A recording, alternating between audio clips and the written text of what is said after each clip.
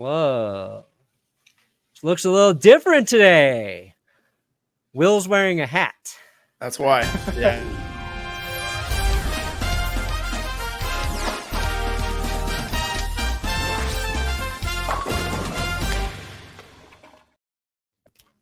Welcome to the That's Good Broncos and That's Good Sports co-stream Broncos postgame recap. I'm here with Derek Wolfe, known Super Bowl champion from the Denver Broncos, and of course, Will Keys. We're going to break down this Broncos game. This is a great game for you to join us, Derek, because I felt like the Broncos defense dominated tonight. We were talking before the show started, and usually you start to have your best conversations before the show fucking starts. That's just the way it goes sometimes. But you were talking about Brandon Staley, and I want you to kind of answer both parts of this because he was in Denver when you were here. You said you really like Staley, and you were also in this game would have been a little frustrated with him as your head coach. Can you elaborate on that a little bit?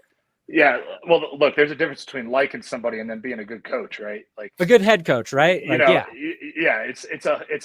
mean, there's like a mile between that, right? It's for you to keep going at on fourth down when it's only a 7-point game or even a 10-point game when your defense is playing good football. It makes no fucking sense to me. I don't know why you would do that, but I guess he's just like. He's like stuck in this, like, you know, I remember that interview he did a couple weeks ago and he was like, I'm going to call the plays and I'm doing this and I'm doing that. It's like, well, it's not working out, bud. So maybe you should make a change because that's what a head coach is supposed to do. They're supposed to do what's best for the team, not what's best for your ego, you know? So I just think it's silly. What were they? One for 5 or something on fourth down? Yeah. And that, like, and as a defense, we count those are turnovers. That's a turnover on downs. That is a turnover. Like that's no difference than them fumbling the ball right there on the line of scrimmage. It's the same. So you could have went into half down 10-3 or 10-6. It could have been 10-6 at half. And it's a different football game. I mean, assuming Justine Herbert doesn't hurt his finger, because that also changes the way you call a game as well. But I think like you miss. So first row of the game for the Broncos, it's an interception. I know. It just kind of rolls out of Marvin Mims' hands. It's just a weird play that fell in the Chargers' favor. And they're at like the 8-yard line or 10-yard line, and they can't score there. So we're all assuming they're going to kick a field goal, settle for 3 points, and they go for the touchdown, which was he open? Was that play open? Well, it was kind of like a corner route to Everett. Yeah. Threw it a little high. You just threw it doesn't matter. You take the 3 points. You take the 3 points. It's a free 3 points. And you get the ball to start the half. So, like, it's just silly to think. You have to think of the long term. You can't think of the short-term gains there.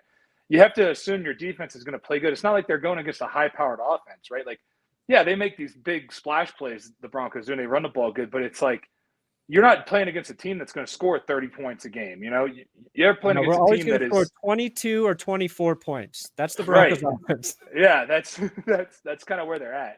But to me, the biggest thing in that game is what I took from it. What I'm so proud of this team about is that they didn't let that interception. I mean, that was like right at the beginning of the game, right? Boom, big mistake. It wasn't even a mistake. It was just an unfortunate event. Yeah. The ball sometimes doesn't fall your way or bounce your way. It falls right into his hands.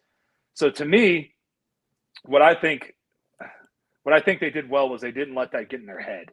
They didn't like get down on themselves. It was like, whatever, like, let's go, next play. The defense has done it. What the defense has done this year, they haven't been perfect. And everyone's talking about that Miami game, but like, who cares about that? That's done. That's dead. Yeah. Forget about that. What they've done really well is they might bend, but they don't break. They play unbelievably well in the red zone, which why going for it on fourth down in the red zone doesn't make any sense for me. Against a team that has been excellent in the red zone on defense. Why would you go for it? I don't know. Because you're stubborn and you're stuck in your ways, but at the end of the day, it's good for us. So go ahead and you can be stubborn all you want. But I wanted to ask you: is anybody watching the Bills game? And Chiefs? I watched the end of that. Yeah. What happened? What happened? I think the Bills won. Yes. We're one game behind in the division now. I know it's insane. It's insane because they control their own destiny right now. The Broncos do. So they can be as – you never know. Look at the – people want to talk like, oh, you have to win all these games to go win a Super Bowl. Look at the teams that have not won a bunch of games and gone and won a Super Bowl. New York Giants twice. Yes. Look at the Baltimore Ravens in 2012. I mean, those are two prime examples. So all you have to do is get hot at the right time and get confident at the right time. Yeah. You know the other crazy thing, Brandon? I know I'm bouncing around, but something else I wanted to acknowledge. Something I wanted to acknowledge is that look at the roster. The highest pick that we have on the front seven is a second-round pick. Yeah.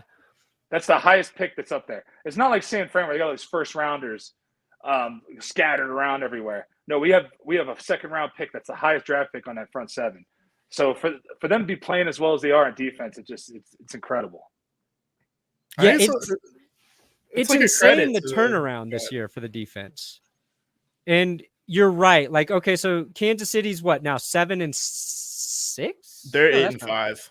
8-5. Sorry, there we go. 8-5 right there. I was like, wait, what? Damn, we're still technically out, but we're 7-6. So it is one game back. Now I think mathematically it would have been better for the Bills to lose for the Broncos to get in, assuming the Broncos can't get the 1 seed in the AFC West, and the Chiefs do have a cakewalk from here on out. But that's Brandon Staley thinking, right? Thinking about the numbers.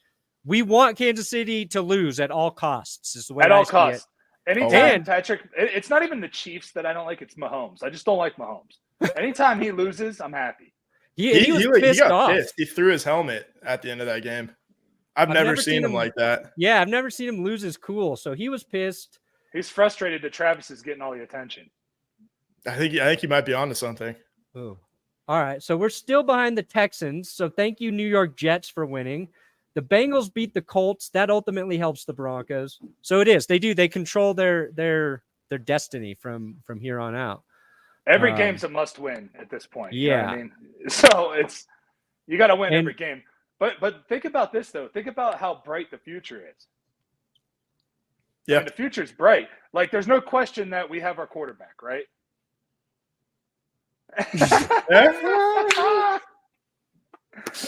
I think you can bank on winning this way with Russ. I think if you're with Russ, I think they got to find they've got to improve Jerry Jeudy's spot right now because he had a rough outing.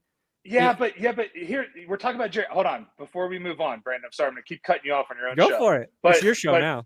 You're the Jerry captain now. I'm the captain now. With Jerry Jeudy, I think he gets he could have made that wide open catch. He could have made that catch. Yeah. You know, and he should have had a touchdown and he should have had a big day today.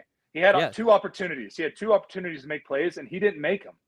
Right. Yeah. That's not on Russ. Russ put the ball there for him to make a play. He didn't drag his back foot, which is a 4th-year player should not be making that mistake. Yeah. Right. And listen, Jerry Jeudy, like as a player and as a person, I love him. Like really do enjoy watching him play and seeing the things he does, but he's missing the opportunities that are presented to him. You know what I'm saying? So I don't want to hear any more complaining about how, Russ isn't putting the ball there for him. Russ is only throwing it to Sutton. He's only throwing it to little J Hump, you know, like he's he's not throwing the ball to him. It's the fact that he's not capitalizing on those. Look, Courtland's not getting easy balls. So I don't want to hear, he's only throwing the ball. No, he's just tossing a ball up there and Courtland's making the play. Yeah. So when the ball comes your way, Jerry, you got to make the play. He had 2 opportunities to make big plays today and he missed those opportunities. Yeah. No, I'm agreeing with you. I'm saying they need to upgrade Jerry Jeudy's spot to help Russ. If you're moving forward with Russ, that wide receiver 2 or 1 needs to be more productive. And then do you think you move Mims into that spot? I don't know. I want to see more from Mims too because he hasn't gotten his opportunities like Jeudy. Hasn't thrown the ball a ton his way, and today was the first throw went to Mims. It's a little low and behind him, and it's a weird play, but the ball ended up in the Chargers' hands. When the ball that's on the receiver. When the ball is in or around your radius. And you got both. You can catch it with both hands. It's on you. Yeah. I think where the Broncos draft will be interesting. And I think if there's a quarterback that Sean Payton likes that falls to them in the draft, that they'll draft a guy. But am I fine moving forward with Russ? Yeah. And this season, Russ hasn't been the problem. And this is a good example of a game I was talking about where I think Russ's box score is always a lie. So when Russ's box score looks great, you watch it and you go, he did a lot of things that in that game that kind of held the offense back. This game, until like maybe they got those garbage yards or whatever, his box score was not good at all. But like Russ is playing a pretty damn good football game today, aided by Courtland Sutton making a one-handed grab while being pass interfered with. And that's like, we want to see Jeudy make one of those insane catches like every other week, or just the easy ones for touchdowns. Well, he had 2 easy catches. Yeah, and he didn't have them all he had to do was lay out. Like, he didn't have to lay out fully. He just had to reach for the ball on the sideline there on that one deep ball, right? And I know Russ could have delivered the ball a little sooner, but he got pressured a little bit, so he had to things change and things happen out there. But that was a play that I really would like to see him make. And he's got to make those plays. You're a first round pick, bro.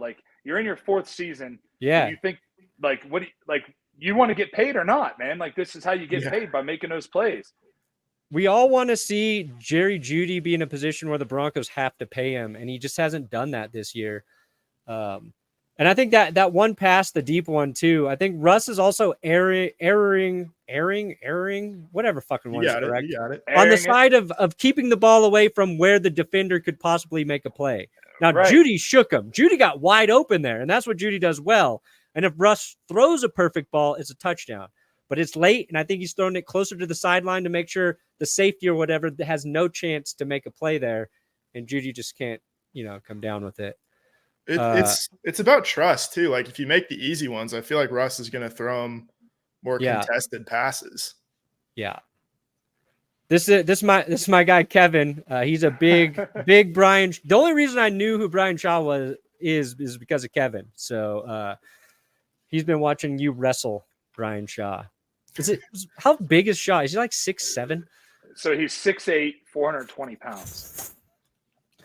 It's like wrestling. It's like wrestling a grizzly bear, honestly. He's just, but the thing about Brian is he is maybe one of the nicest people, nicest humans and most genuine people I've ever met in my life.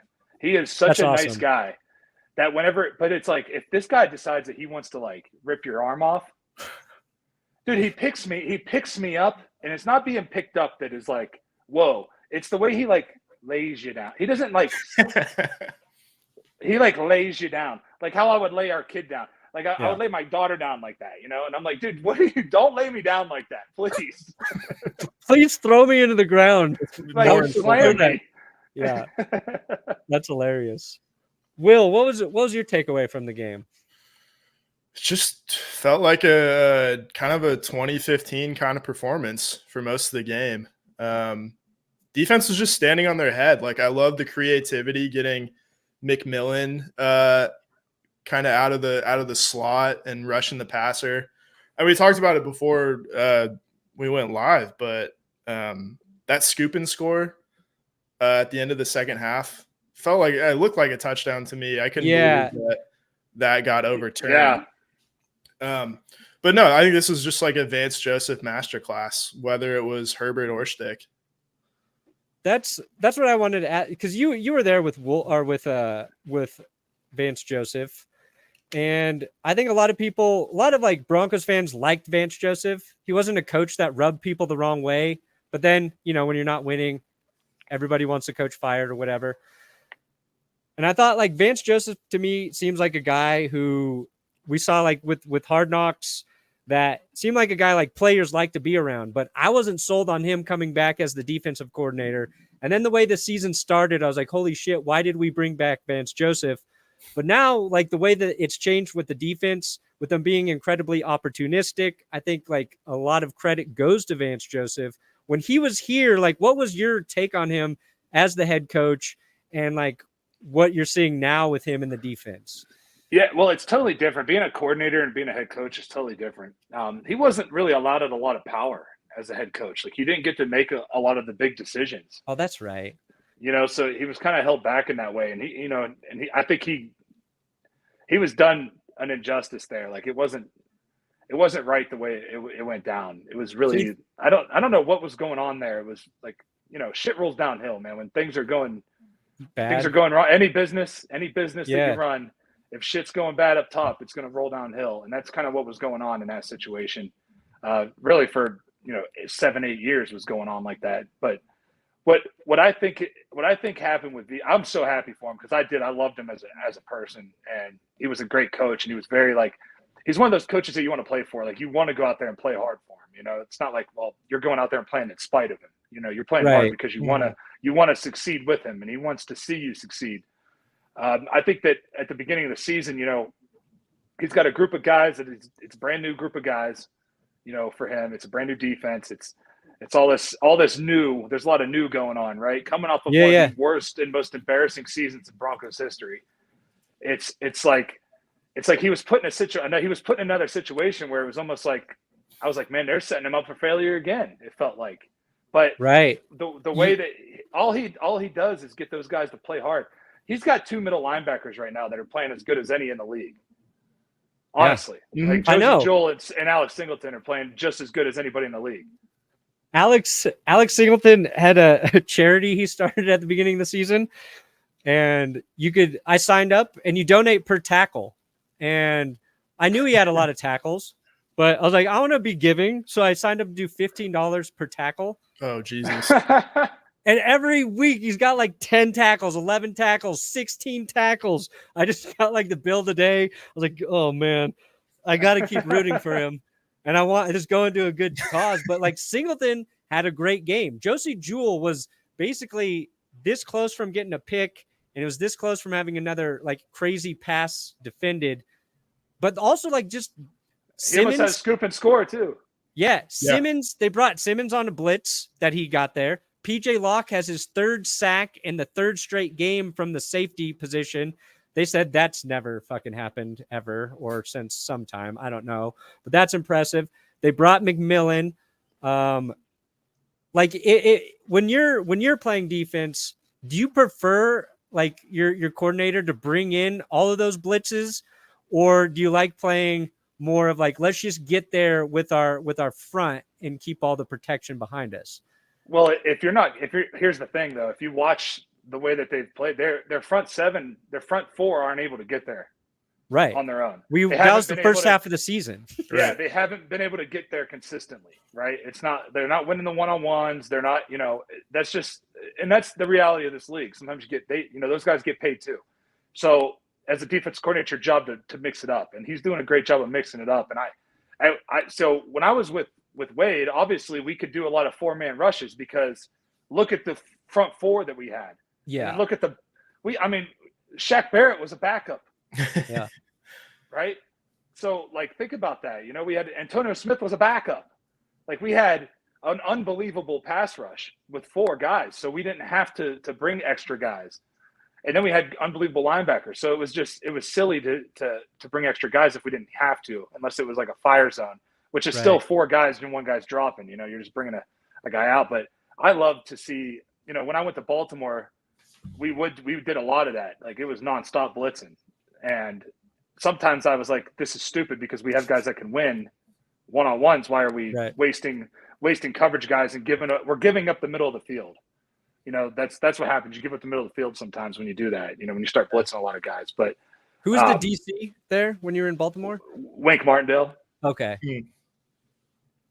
That's right. And he was in Was he in Denver with you too, or was that before you got there? It was like 2010, I think. Yeah. He was there.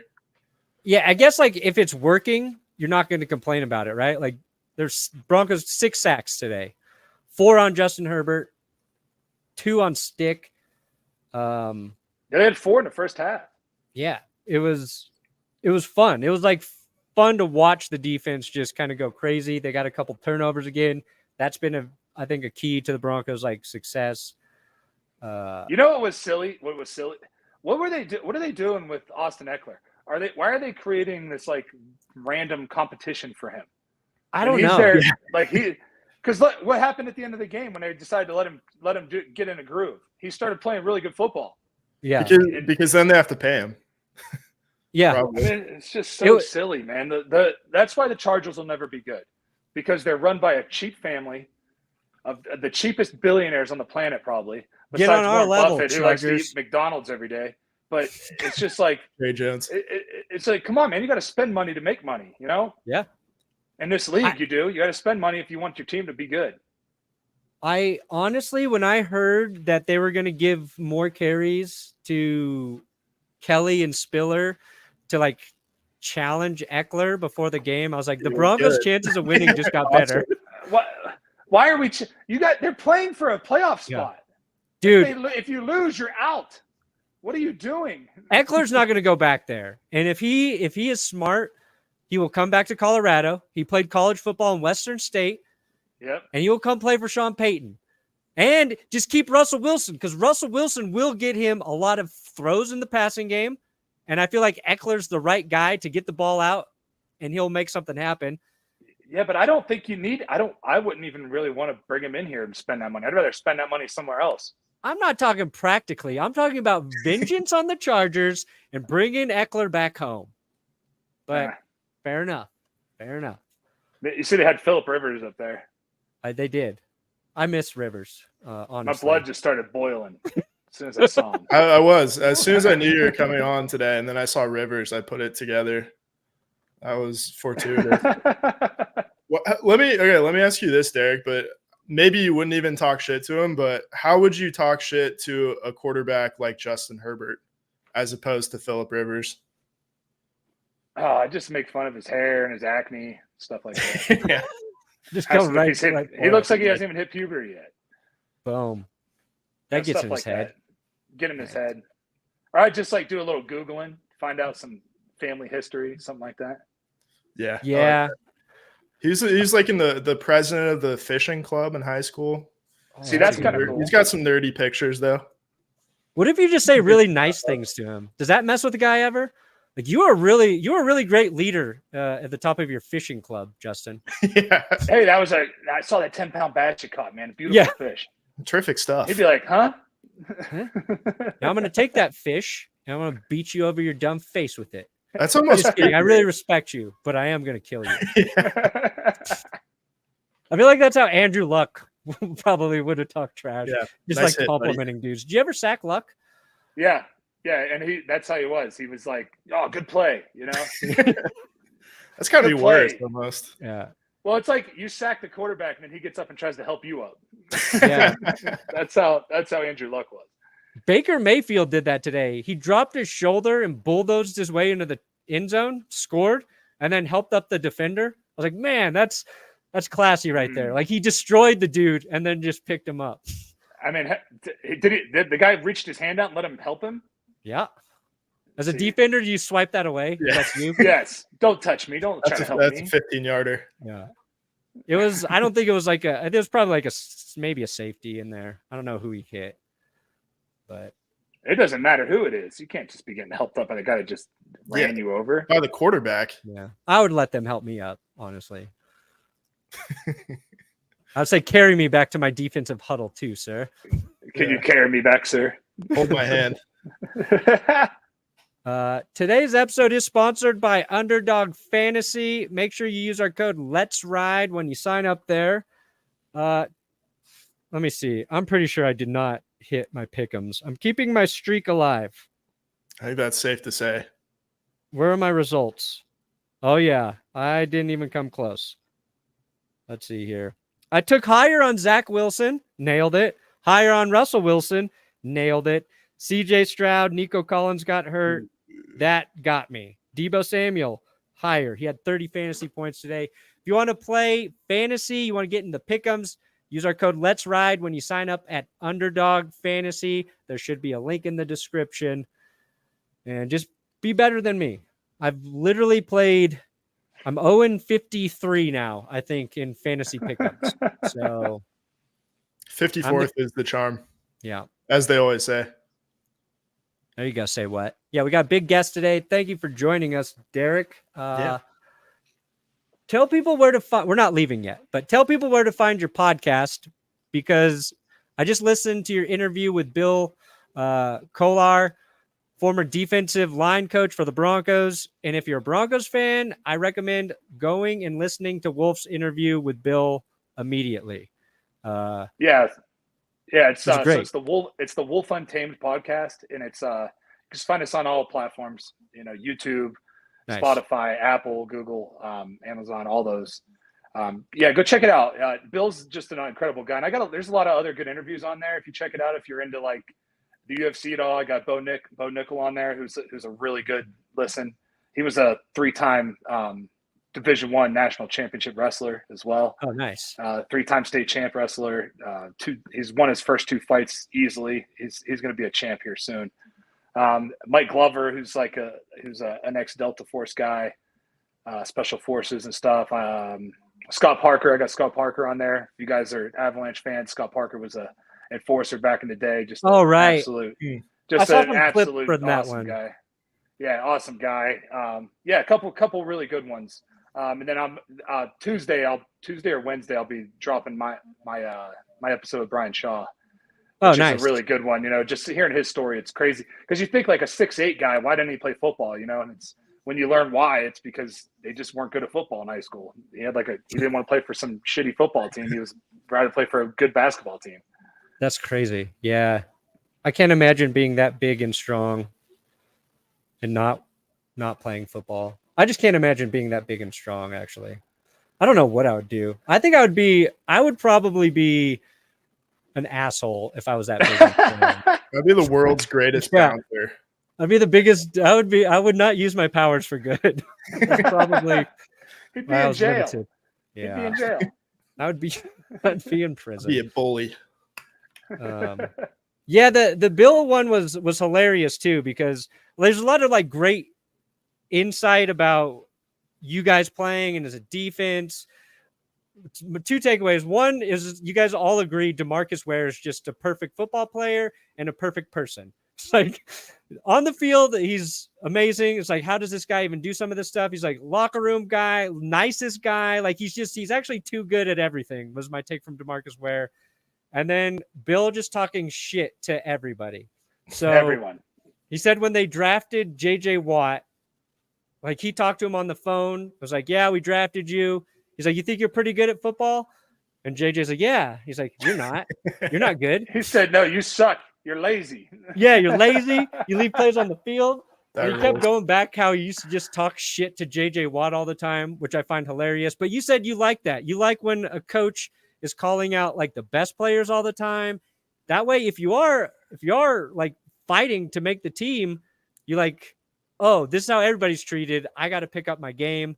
And you referenced Shaq Barrett too, which is still one of like the players I hate that got away from Denver. And Bill said something about Shaq didn't get his playing time because they had to play Shane Ray because he was a first-round draft pick. And I was like, man, that's also such like a bad way to think about coaching your football team, right? Because you're not putting the team in the best position if you're not putting the best player out there. And Shane Ray had a nice season. 2015, everybody was doing their part, but like I think everybody was like, this Shaq Barrett dude's really fucking good. And then all he left so he could play, and he killed it in Tampa Bay. Luckily, he got a huge contract there, but a lot of cool stuff in there was my point. It's a good listen. Go check it out. Subscribe. Give me a little subscribe. Yeah, subscribe on YouTube. Does the show do better on Spotify or YouTube at this point? Right now, Spotify, just because I think people like to listen in their car, but. I also put all my hunting. If you guys, anybody's into hunting at all, I put all my hunting content on YouTube as well.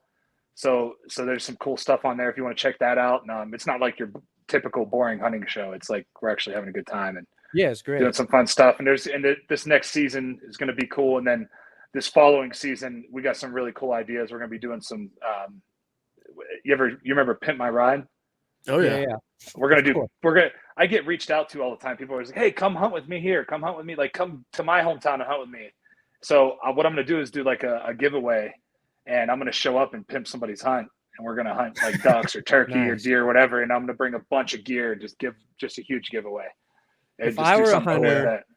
what I would want, if you were pimping my hunt, I would just want you to show up with all of the animals already dead, so I didn't have to go hunting. Well, that takes the whole part of the point. hunt is the hunt. Yeah.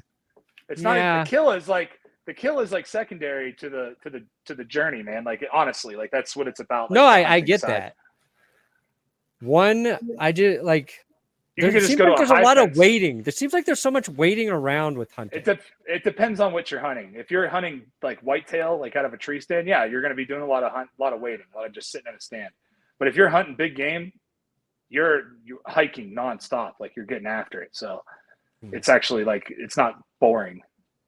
It's hard, but it's not boring. If your hunting show becomes really successful, like really big, then for the finale of your show, we'll do the most dangerous game, and you guys can hunt me. You can hunt me, but only if it's one of the biggest shows on earth. I don't think anybody's ever seen I'm elusive. I can outrun what kind of waivers would we have to get? Arrows. You only get arrows though. Arrows. And I get night vision. That's fine. I'm not going to hunt you at night. I'm just going to wait till it's light out. And once I get back to my house, that's safe. Can't keep coming after me. So where do you start? Where's the starting point? Downtown Denver? No, come on. We'll go to nature. Make it safe. I think it would be more fun, like out in the streets. Yeah, in an urban environment. I've seen those Bear Grylls survival episodes where it's like the urban survival. I don't like those ones. I want to skid down a hill and then hide in a cave, and then like First Blood. Yeah, I want to be shitty Rambo. Will, how long do you think he'd last out there? I'm giving it 2 to 3 hours, depending on like how far away are you starting. Like that's what I'm saying. saying. Miles. Like, are we going to start like? I don't know the rules of most dangerous games. Let me reread the book, and I'll come up with parameters. But again, this show's got to be like one of the biggest shows on earth, so 60 I don't minutes. foresee that's happening. Cool hour for sure. Yeah. Oh yeah. Sorry, I missed a couple of those. I missed a couple of those. Yeah, we talked. Mahomes did meltdown after the Bills beat the Chiefs. Yeah, Mahomes lost it. I think trouble in paradise in Kansas City. I really wish we were now playing the Chiefs at the end of the season, because that game possibly could determine who wins the AFC West. Okay, well, I think we might play the Chiefs again, Brandon, in the playoffs. Yeah. I hope so. That would be the most satisfying win of the last 8 years for sure. Yeah. A playoff win against the Chiefs. Yeah. Yeah. Which player on the Broncos do you find yourself like really enjoy watching his game out there right now? Oh, Singletary. Alex Singletary? Yes. I mean, dude, he's just an animal. Absolute animal. Nice. Yeah, it's funny. Like before the season started, like Will and I were kind of hyping up Alex Singleton last year. And then like I did this like tweet. Oh yeah. It was the final top 10 from the NFL Network's top 100 players.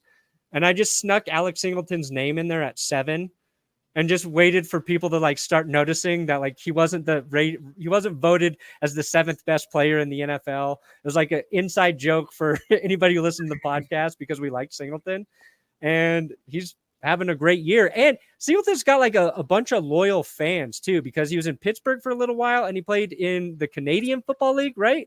Yeah. And those dudes are and he's a Montana State Bobcat. Yeah.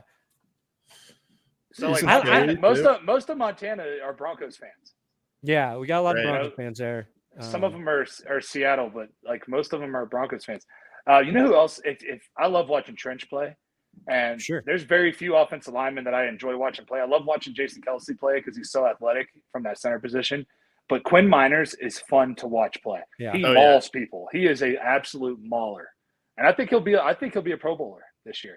Did you guys see he went to the hospital during the game?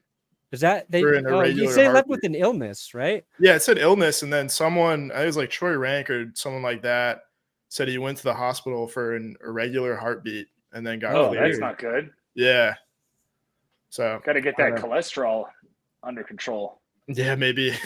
God. Yeah, that was scary, Yeah. but hopefully he's all Yeah, right. that's scary, man. I hope he's all right because I love watching him play, man. He mauls people. Yeah, Yeah, they need So much him. fun. Weinberg like- did a decent job of stepping in, though. He was good. Weinberg. I mean, you didn't really notice anything too much different, which is a good sign. Yeah, he wasn't getting pressured like crazy.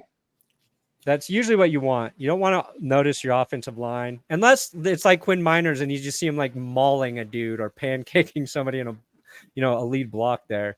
For me, it's still Jaquan McMillan. Like, he's a dog. Youngstown State. Yeah.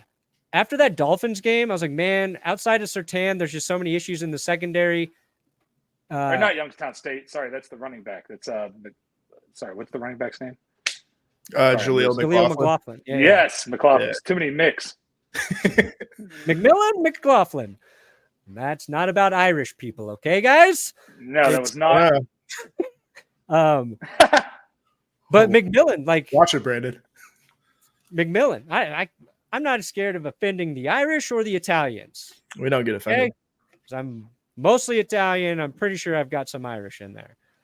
But McMillan's been great. And like he takes over for Isang Bassey. And I didn't even realize Bassey plays for the Chargers now. So what McMillan's done, I think, has also helped the defense quite a bit. And even Simmons still good. It's like every game he's making a play where you don't even see him. And then all of a sudden he's in frame and he's running like 20 yards from the back end of the field, making a play. So it's just defense is fun. If the offense could ever just put together a complete game, which we haven't really seen, I feel like the team is really, really good. But it's mostly they're going to be good. They're going to be good. They're going to hang in a lot of games. We saw it last week, even with the Texans. They just dominated the Chargers. This was like their most. Well, that Texans game, they beat themselves in that Texans game. Yeah. Turnovers. Too many turnovers. But, too many turnovers. But I wanted to talk more about the offensive line. I mean, this is the best offensive line we've seen in how many years? Like they've actually, Bolsey even said it. He's like, this is the closest group he's ever been a part of. And you could tell this guy, and I think they have a real leader on that offensive line now, finally. So that's what I like to see. You got to give credit to Zach Strief too, as a first year offensive line coach. Yeah, that was a big switch. Health's been a big part of that too, because I think at the end of the game they said the Broncos have had the same starting 5 on the offensive line every game this season. And so there's only 4 teams can say that this year. So they've been healthy. Obviously, Quinn leaves this game, so hopefully he's all right. And I didn't know this.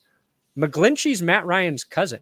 Did you guys know that? Yeah. I didn't know that. That's crazy. Yeah. They said that. Yeah, they said it on the broadcast. And I was like, they're both Boston College guys, I think. And my one knock on McGlinchey, just because I'd played against him a bunch, did those joint practices against them a bunch, is that he wasn't very stout in the run game, and he's like he's turned that all the way around. Yeah, I feel like he's been better in the run than in pass pro this year. Yeah. You could tell Matt Ryan was trying to be fair too. He's like, they said he's his cousin. He's like, and great guy, been a great player, had some up and downs this year, but for the most part, very solid tackle. Yeah, he's been pretty solid. Just for him to be totally nice. I was like, okay. Yeah, you either have to go with kid gloves or just be a complete dick to your own cousin on national TV. It depends on how close you are with your cousin too, right? If it's a close cousin, we're cousins, but let me tell you something. He's not really that good at football. In fact, we don't even like to let him hang out with us at Christmas. Yeah, we don't even invite him to the holidays. He's an awful human. Drinks too much around the family. He's an awful drunk. Go to bed early. Yeah. Not a great dad. It's terrible with his money. Oh my God. You should see his tax returns. He's got to get an accountant. Lies to the IRS every year. He has impure thoughts in church, as far as I can tell. Yeah. It's everything. Okay. That's all I had. This game, I was prepared for it to be like 10-0, and then Courtland Sutton got us. Defense opportunistic. Turned out to be a dominant game. Do you guys have anything else before we leave? Anything important? So that wing T play action to Adam Troutman in the end zone was probably the best design play I've seen all year. Brilliant. That was beautiful. Brilliant play. I almost wish they saved it for like a closer game. It was that nice. But it's all right. It's all right because now it gives every defense one more thing they have to think about. Like they're like, oh, in the red zone, we have to watch out for this, you know? Yeah. So it's a chess game, you know, like you gotta think. And Sean Payton's such a football genius. He is a football genius. Like he really is. So I guarantee that's what he was thinking. Like, you know, hey, let me show this because you could tell that they had just come up with that. Mm-hmm. You know, let me show this so that it gives other teams something to have to worry about.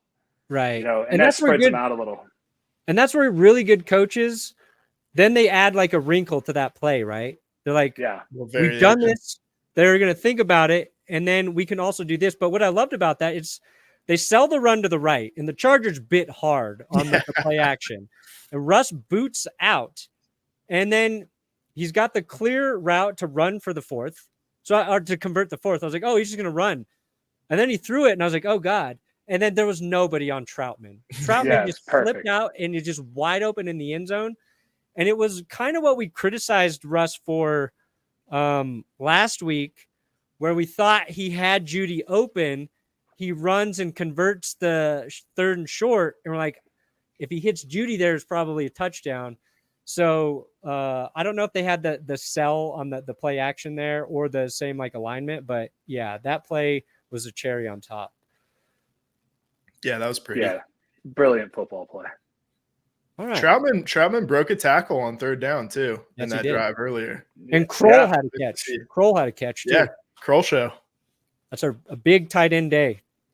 Huge. We've not had many this year because Dulcich's been hurt. But anyway, is this guy ever going to get healthy? I hope so. He has to fix the way he's walking. Apparently, is what they said. That's what this doctor says over here. Yeah.